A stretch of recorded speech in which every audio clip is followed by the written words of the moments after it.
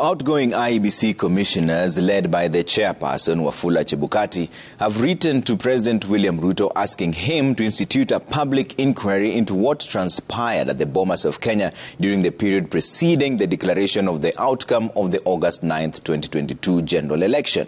Chairperson Wafula Chebukati singled out members of the National Security Advisory Council, that's NSAC, whom he accused of attempting to interfere with the election results, terming actions of the state operatives during the 2022 polls as the greatest attempt to subvert the will of the people. Chebukati spoke during their last day in office, where he presided over the launch of the post-election evaluation report auditing the 2022 polls, as Chemutai Goin reports. The famous Bomas Choir entertained invited guests as the three commissioners, Chairman Wafula Chebukati, Professor Abdi Gulie and Boya Molu bade farewell. Outgoing Chairman Wafula Chebukati revisited the August election and revealed that the commission wants President Ruto to open a public inquiry into what they described as an attempt to subvert the will of the people. Intimidation of the Commission by some members of the National Security Advisory Council to moderate results which goes against the will of the people. The gravity of this attempt to subvert the will of the people cannot be wished away or swept under the carpet, because they might re-emerge in the future. Chebukati said some NSAC members wanted him to tinker with the results and force a runoff, a request he says he turned down. The outcome of the inquiry, we believe, will bolster the independence of the Commission and ensure that it maintains the stature contemplated by the Constitution. It will also enable a future election environment devoid of harassment, intimidation, profiling and harm of Commission staff while discharging their duties. Chebukati adding that the inquiry will be crucial in ensuring the independence of the polls body is respected and averts incidents of abuse of power. The 2022 general elections witnessed probably the gravest attempts to usurp the independence of the Commission and the sovereign will of the people of Kenya as expressed in the polls. These attempts took the form of ethnic profiling and open threatening of some members of the Commission and staff, arrest and holding communicator of Commission staff and service providers without lawful basis.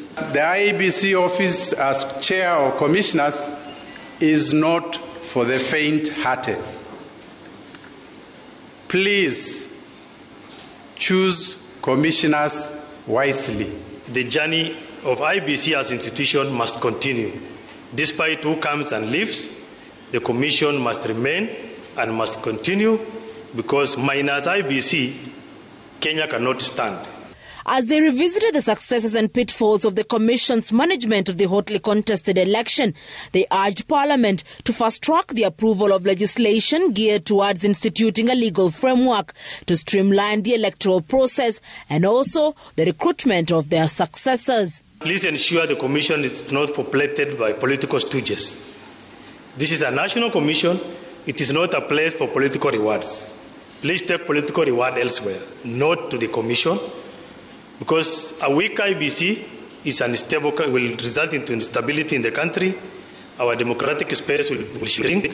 We believe the pace has been set, and I take this opportunity to wish all the best as they pick the baton from us to take the elections of this country to the next level. As I leave office, I am satisfied that I did my best for my country and my people. I leave IEBC stronger and better than I found it.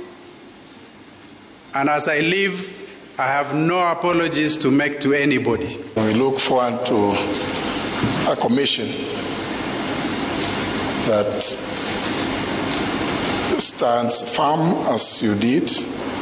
It's literally the end of an era for IEBC Chairman Wafula Chebukati and his fellow commissioners, Professor Abdi Gulie and Boya Molu, who say they leave office with their heads held up high, having completed their duty of service. The responsibility is now on Parliament to ensure they fast-track the formation of the selection panel on IEBC, which will be tasked with the responsibility of determining who will be the successors of Chebukati and his commissioners.